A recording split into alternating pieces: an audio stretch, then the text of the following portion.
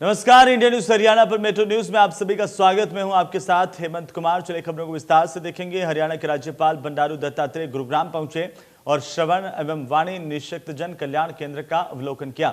इस दौरान उन्होंने केंद्र में एक बहुउद्देशीय हॉल और दूसरा स्कूल को लेकर के विंग का उद्घाटन किया है। साथ ही मैं आपको बता दें कि नीम आधार भवन का शिलान्यास किया। बहुउद्देशीय हॉल का नाम केंद्र के संस्थापक डॉक्टर BN चक्रवर्ती के नाम पर रखा गया है। कल्याण केंद्र का अवलोकन करने के दौरान राज्यपाल बंडारू दत्तात्रेय ने डिजिटल साइन लैंग्वेज लैब और अर्ली इंटरवेंशन सेंटर का भी निरीक्षण किया है। इस दौरान राज्यपाल ने कहा है कि नई राष्ट्रीय शिक्षा नीति में स्थानीय भाषा के अलावा सांकेतिक भाषा सिखाने और सीखने पर बल दिया गया है।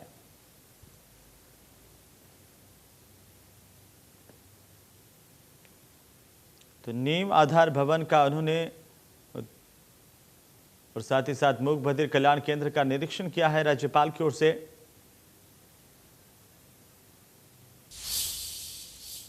तो वहीं CMI की ओर से बेरोजगारी में हरियाणा को नंबर 1 बताए जाने पर बीजेपी राज्यसभा सांसद रामचंद्र जांगड़ा ने कहा है कि CMI का मतलब ही कांग्रेस द्वारा मैनिपुलेटेड है। हमने सबसे ज्यादा रोजगार दिए हैं।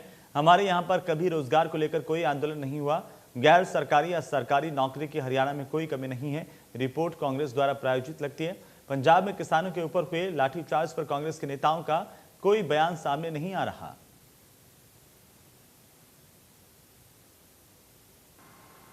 CMI का मतलब ही मैं समझता हूँ ये कांग्रेस मैनिपुलेटेड है, इसका अर्थ।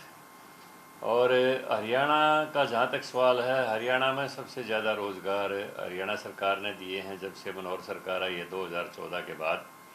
और सबसे बड़ी बात यह है कि पारदर्शिता से दिए हैं और बिल्कुल बिना किसी भेदभाव के, बिना खर्चे और बिना पर्ची के दिए हैं। हरियाणा में एक ऐसा प्रदेश है जहां पर कभी भी बेरोजगारी की वजह से कोई आंदोलन नहीं हुआ है, युवकों ने कभी कोई आंदोलन नहीं किया है। इसलिए ये मैं समझता हूँ बिल्कुल एक कांग्रेस द्वारा जैसे मैनिपुलेटेड में CMI का मतलब ही ये समझता हूँ। इस रिपोर्ट के पीछे कोई सच्चाई नहीं है।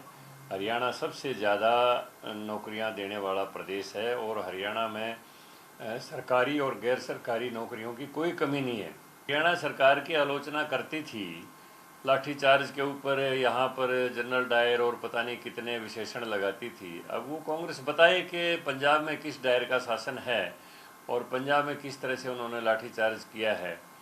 हरियाणा का जहाँ तक ताल्लुकात, हम पहले भी कह चुके हैं कि मुख्यमंत्री वहाँ पर मौजूद थे, प्रदेश अध्यक्ष थे, अन्य महत्वपूर्ण VIP लोग वहाँ पर मौजूद थे। उनकी सुरक्षा से कोई समझौता नहीं किया जा सकता। पुलिस ने बल प्रयोग मजबूरी में किया था।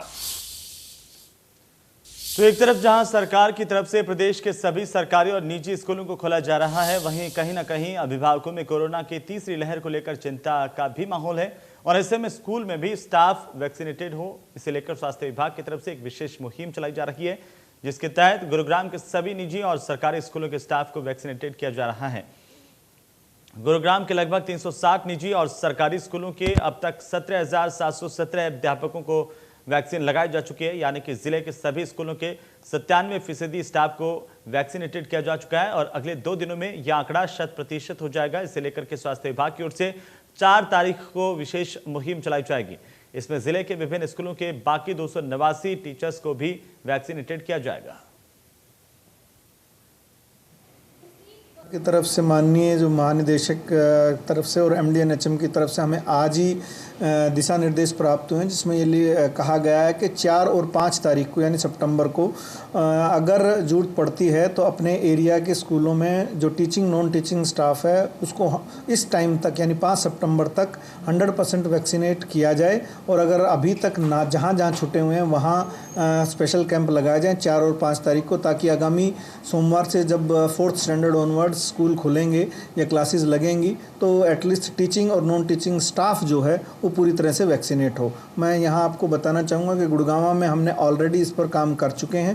पहले भी लिस्ट सभी मेडिकल ऑफिसर से ली जा चुकी है और सभी सरकारी और प्राइवेट स्कूल जो तकरीबन 360 के आसपास है उनकी हम पर काम कर रहे थे और 95-97% already vaccination teaching non teaching staff की जा चुकी थी। और आज उन लोगों को आइडेंटिफाई कर लिया जाएगा जो टीचिंग या नॉन टीचिंग स्टाफ वैक्सीनेट नहीं हुआ है और कल ही 4 तारीख को 5 का भी नहीं करेंगे, करेंगे, कल हम कैंप लगा के बाकी बचे हुए सारे स्टाफ को वैक्सीनेट कर देंगे। क्या कुछ डेटा है आपके पास की टीचिंग और नॉन टीचिंग स्टाफ?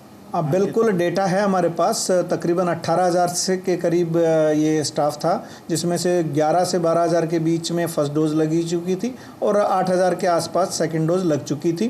अभी हमने इसको आज और अपडेट करने की कोशिश कर रहे हैं। कोई यदि पहले इस डेटा में छूट भी गया था तो आज हम उसको अपडेट करके कल सभी इस 18,000 लोगों को हम वैक्सीनेट एटलीस्ट करने की कोशिश।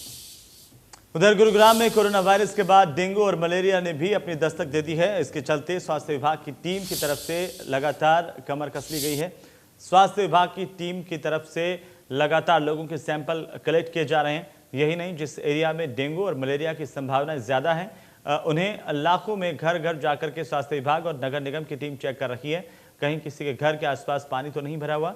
यदि इन्हें किन्हीं कारणों के चलते किसी कंपनी, किसी ऑफिस या फिर किसी व्यक्ति ने अपने घर के सामने इस तरह से पानी का घेराव किया हुआ है तो उनके सैंपल लेकर के यदि वहां पर लार्वा पाया गया है तो उन लोगों को नोटिस भी थमाए जा रहे हैं। स्वास्थ्य विभाग का कहना है कि अभी तक डेंगू के 7 मामले और मलेरिया के 2 मामले सामने आए हैं। इसे लेकर के स्वास्थ्य विभाग पूरी तरह से सतर्कता बरत रहा है। हमारे संवाददाता ने सीएमओ वीरेंद्र यादव के साथ डेंगू मलेरिया की तैयारियों पर विशेष बातचीत की है। कोरोना के बाद अब गुरुग्राम में डेंगू और मलेरिया के जो केस हैं वो आने शुरू हो गए हैं। इन सभी विषयों पे चर्चा करने के लिए chief medical officer Virendra Yadav हमारे साथ हैं, उन्हीं से बात करेंगे। और सर, अभी तक कितने केसेस गुरुग्राम में देखने को मिले हैं डेंगू और मलेरिया? मलेरिया के अभी तक हमारे पास सिर्फ 2 केस रिपोर्ट हुए हैं इस साल में, वो भी दोनों प्लाज्मोडियम वाइवेक्स के केसेज हैं। फेल्सीपैरम का कोई भी केस अभी तक रिपोर्ट नहीं हुआ है। डेंगू के कुल मिलाकर 7 केस जो हैं वो रिपोर्ट हुए हैं, जिनमें से सभी केसेस अर्बन एरियाज़ के हैं और 2 प्राइवेट हॉस्पिटल से केस आए हैं। 5 हॉस्पिटल हमारे सरकारी केंद्र में हमने डिटेक्ट किए हैं। कुल मिलाकर डेंगू के 7 और मलेरिया के सिर्फ 2 केसेस अभी तक रिपोर्ट हुए हैं। सर, इसकी रोकथाम के लिए आपकी तरफ से सैंपलिंग भी की जा रही है, लोगों को नोटिस भी दिए गए? अभी तक कितने नोटिस दे दिए गए और कितने लोगों के जो सैंपल कर चुके हैं? देखिए, ब्लड टेस्ट के लिए जो स्लाइड है वो 20,000 से ज़्यादा लोगों की ऑलरेडी बनाई जा चुकी है और ये एक कंटिन्यूस प्रोसेस है, ये हर माह में चलता है। और चालान करने का अभी तक अगर मैं बात करूं तो हमने 8,000 से ज़्यादा लोगों को नोटिस सर्व किया। अभी तक कोई चालान इशू नहीं हुआ, क्योंकि नोटिस सर्व करके उनको समझाया जाता है या बताया जाता है आईईसी एक्टिविटीज़ के माध्यम से कि जैसे इतवार को आप ड्राई डे रख सकते हैं और अपने वाटर कूलर्स को जो है उनको खाली रखिए। टायर या जो पोट्स हैं, गमले हैं, इन सबको, या ऐसी एरिया जहाँ पर फ्रेश वाटर रह सकता है बारिश की बाद से, उन सबको कैसे डिस्पोज ऑफ करना है, या उनमें कोई तेल या ऑयल डाल दें ताकि उसमें लार्वा या डेंगू का जो मलेरिया का कोई ये ना पनपे। दोनों इन बातों का ध्यान रखते हुए, और अभी तक कल की ही मैं बात करूं, अभी हमने थोड़ा सा इस पे अभियान को सघन किया है। पिछले 2 या 3 दिनों में 120 नोटिस दिए और कल हमने 45 नोटिस सर्व किए। सर, मैं बात करूं कितना चैलेंज है, क्योंकि एक तरफ तीसरी वेव की बात कही जा रही है और ऊपर से डेंगू और मलेरिया का खतरा बढ़ रहा है। इस बार 25% से ज़्यादा तकरीबन गुड़गांव में बारिश हुई है, या इस रीजन में कहूँ थोड़ा सा चैलेंजिंग रहेगा। जगह जगह जो लोकल वाटर बॉडीज़ भी बनी होंगी उन पे भी ध्यान दिया जाएगा। कुछ जगह वाटर कलेक्शन हुई है, जो वाटर बॉडीज़ बन गई उनमें हम गम्बूजिया फिश डालने की प्रक्रिया, हम जो है डिपार्टमेंट, दूसरे डिपार्टमेंट से फिशरी डिपार्टमेंट के साथ है इस पर कॉन्टैक्ट पे हैं, और एमसीजी के साथ हम इस अभियान में लगे हुए हैं। फोगिंग के लिए एमसीजी जो है अर्बन एरिया में साथ में वो जो एप्लीकेशन बेस्ड है, SMS बेस्ड है, वहाँ पर से आप कॉन्टैक्ट कर सकते हैं। रेजिडुअल स्प्रे और डिपार्टमेंट जो हो मिलकर काम करेगा, और एमसीजी के साथ जो नोटिस का जो चलन है या सर्वे है, या जो अगर जहाँ पर जरूरत पड़ेगी हम वो काम करेंगे। चैलेंज संभवतः इसलिए ज़्यादा रहेगा क्योंकि इस बार बारिश ज़्यादा हुई है और हम लोगों को ध्यान रखना पड़ेगा। लोगों को आईसी एक्टिविटीज़ के माध्यम से हम अवेयर कर रहे हैं, बल्क SMS भी हम भेज रहे हैं जिनमें उनको बताना है कि क्या करना है। जैसा मैंने पहले बताया आपको कि इतवार को ड्राई डे मनाएं, अपने वाटर कूलर्स या अपने पोट्स या कोई ऐसी भी कोई भी चीज़, गमला, घड़ा जिसके अंदर पानी फ्रेश वाटर हो, उनको सबको डिस्पोज ऑफ करें। या अगर कोई ऐसी जगह है आपके आसपास के एरिया, उसमें जो है तेल या कोई काला तेल ऐसी डाला जाए ताकि मलेरिया और लार्वा या डेंगू का लार्वा ना पनपे। लोगों को कितने सावधान रहने की आवश्यकता है? बिल्कुल, अब मौसम भी बदल रहा है तो लोगों से रिक्वेस्ट रहेगी कि अगर आपको कोई ऐसा फीवर या कुछ ऐसा होता है तो अपनी जांच करें।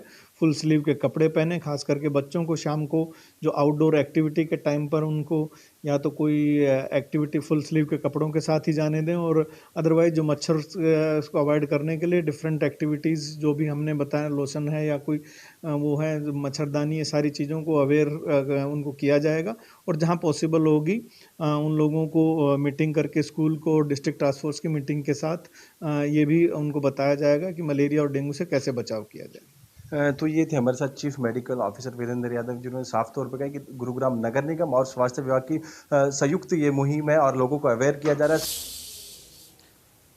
तो वहीं साइबर सिटी गुरुग्राम के बैंक में 500 के 112 नकली नोट मिलने से हड़कंप मच गया। दरअसल यूनियन बैंक के कैशियर ने जांच में पाया कि बैंक में जमा किए गए 500 के 56,000 रुपए के नोट नकली हैं। इसके तुरंत बाद बैंक प्रबंधन ने मामले की शिकायत गुरुग्राम पुलिस को दी। अति गंभीर मामले की तफ्तीश पुलिस की ओर से शुरू कर दी गई है। इस मामले में एसीपी क्राइम की माने तो शुरुआती तफ्तीश में कुछ भी कहना जल्दबाजी होगी, लेकिन पुलिस ने इसे गंभीर मानते हुए जांच शुरू कर दी है।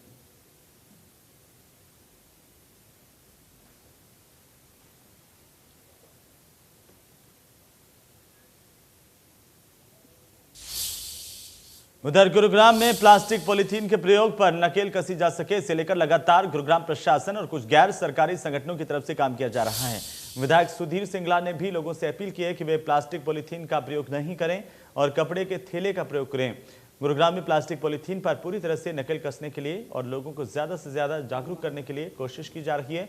इसी कड़ी में गुरुग्राम में चलाए जा रहे हैं थैला बैंक के माध्यम से करीब 1,82,000 लोगों तक कपड़े के थैले पहुंचाए जा चुके हैं और इसी अनुमान के अनुरूप लगभग 9 लाख पॉलीथीन का प्रयोग कम हुआ है।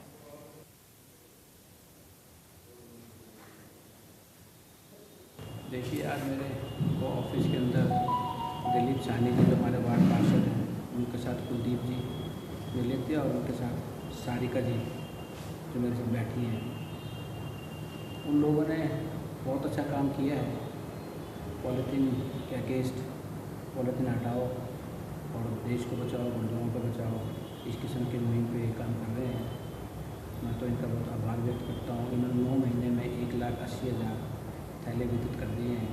35 महिलाएं जो हैं इस काम में जुटी हुई हैं, तो बहुत अच्छा काम है।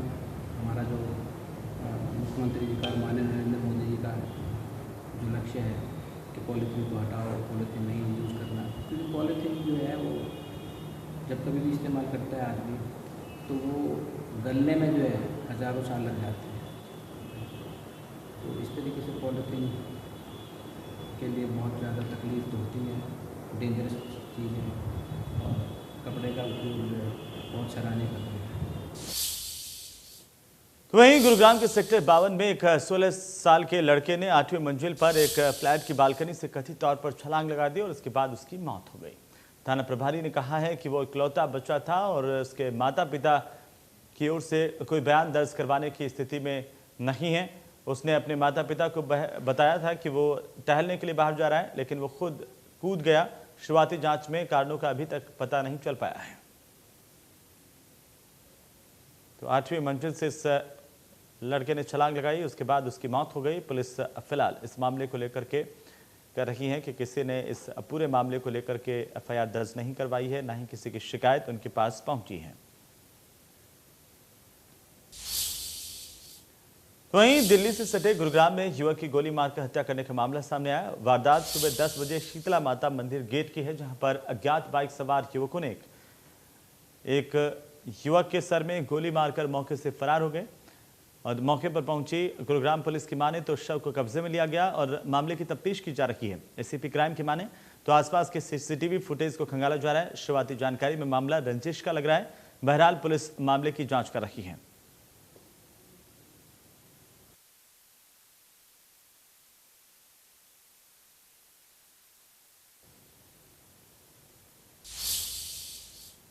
तो चलिए, इसी के साथ ही इस बुलेटिन फिलहाल इतना ही। नमस्कार।